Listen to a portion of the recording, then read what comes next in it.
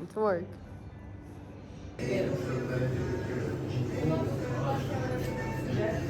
Rule number one of working on my novel is you have to make sure that you have a cup of tea and perhaps some cinnamon roll next to it. Okay.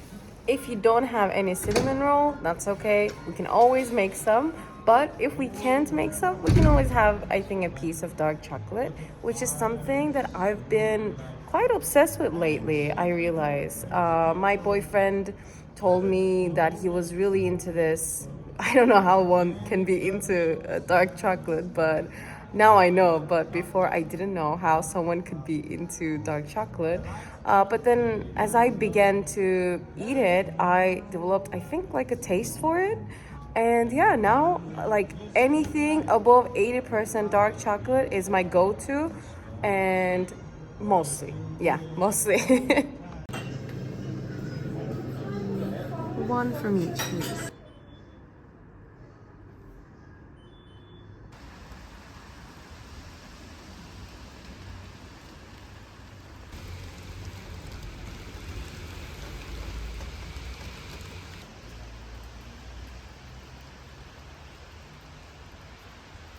Okay, so the first step to have a productive day is to create a cozy environment. And you can do this especially if the weather just got worse and you have to get indoors and you have to get home. So let's start.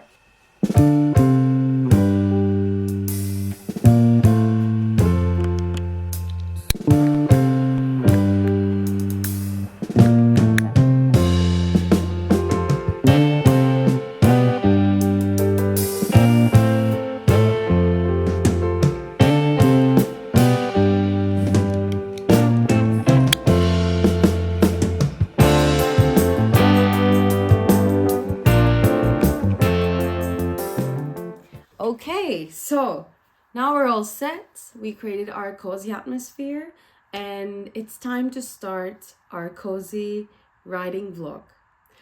Well, the vlog started a few minutes ago, but this is the part where I will be sharing my journey about writing. I started writing stories when I was 12, and I can really remember the first story I wrote. It was for a Turkish lesson assignment, and I wrote the story in Turkish.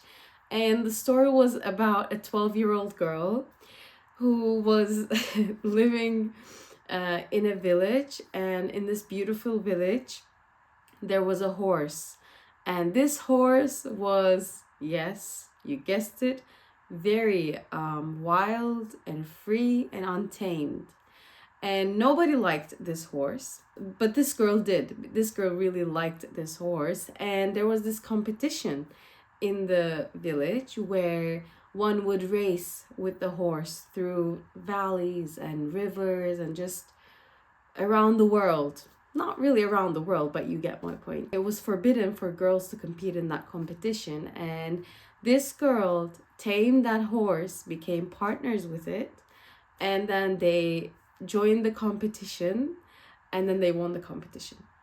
And this was my first story. I honestly think it was a good story. It was a good story for 12-year-old me because I was and I am still super passionate about horses. I love when norms get challenged, when things that have always been the way get challenged, and when people take risks, be courageous, and change things. I love that. So I think this story reflected that, at least for me it did. And my teacher at the time, his name was Kenan, and he told me that I was actually a really good writer and that I could pursue writing. Obviously, I felt really excited and just quite honored and psyched that my teacher liked this and encouraged me in this way. And then my journey to writing began. Throughout the years, I wrote many stories, many novels, all of them unfinished. The more I wrote, the more I learned. I wrote fantasy, I wrote books about vampires, I wrote books about healing, but like I said, none of them got finished.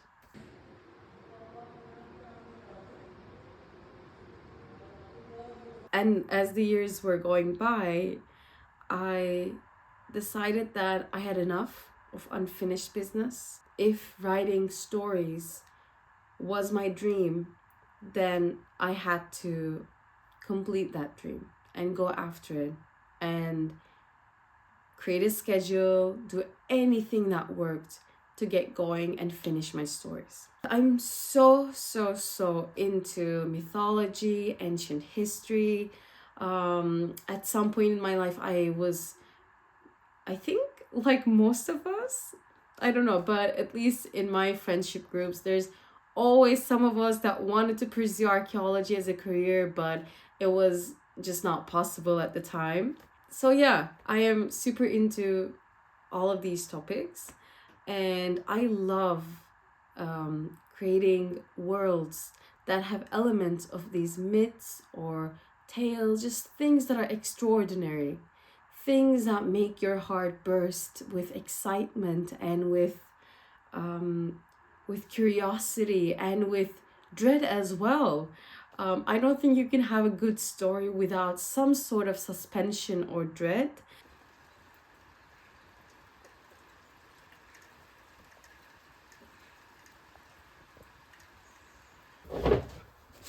So I created this artwork with, I think, either Canva or it was a picture from the internet, but obviously I will be hiring someone to create a beautiful cover for this, hopefully. But this has been like my motivation, and in here I wrote something really just something for me, and I wrote a New York Times #1 bestseller, 2 heirs, War of Gods, and a prophecy destined to fail. I wrote that wrong. And I said Anica, The Rise of Chaos, Book 1, a novel by Aina. And this is what it looks like now. Obviously, it's gonna look different, but hopefully some of this manifestation will come true with dedicated work and lots of prayer and also some good energy. Today we'll be rewriting chapter 47. I will be finished writing chapter 47, and then I will just have a few chapters left to complete my novel.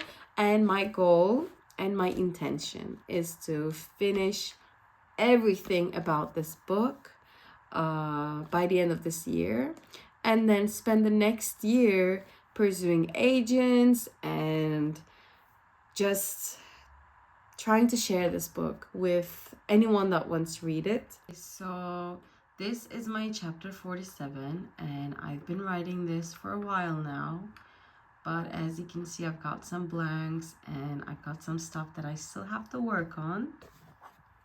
I did put on my blue light filtering glasses. Please don't make fun of this, but as someone who spends time quite some time in front of a screen, I do think these things make a difference.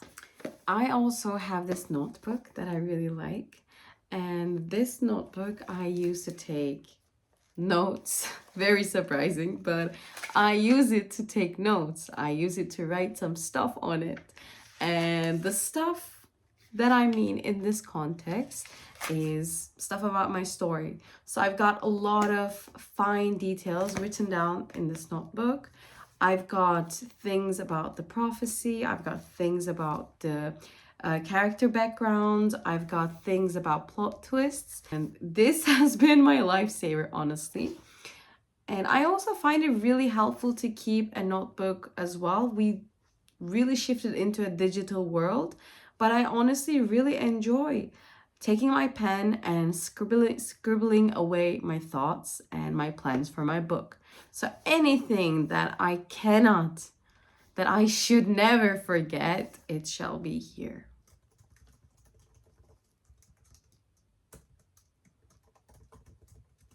And one thing I love when writing is to open some ambient songs or just ambiences on YouTube, and I will proudly admit this, that I did use a lot of Twilight songs and also Game of Thrones ambience songs, Game of Thrones house songs, soundtracks. So I used a lot of them.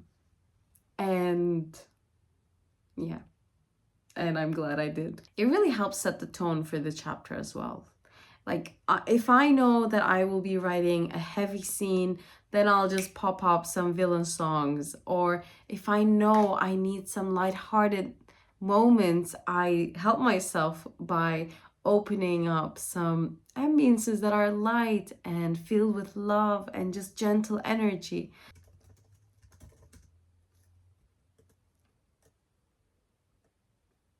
We are done with chapter 47, but I'm pretty sure after dinner I'm gonna get back to it and make sure that I edit it once more and that it has the flow that I want it to have. Also, one thing that I really like doing when writing is sprinkling bits of psychological information. I love adding things to the thoughts of my characters, to the story, the setting. My intention for this book is for it to be a start to magical worlds, beautiful adventures, and just soulful characters. But also, my intention with writing is to combine both psychology and this fantasy, magic, myths, and tales together. In a way, make sure that when someone's reading my books, fingers crossed, that they'll be, yes, enjoying this amazing adventure and escaping into this crazy world, but also that they'll be learning bits about themselves and also learning tools, just reflections that they can use for their own lives, to help their own mental health and to help their own journey.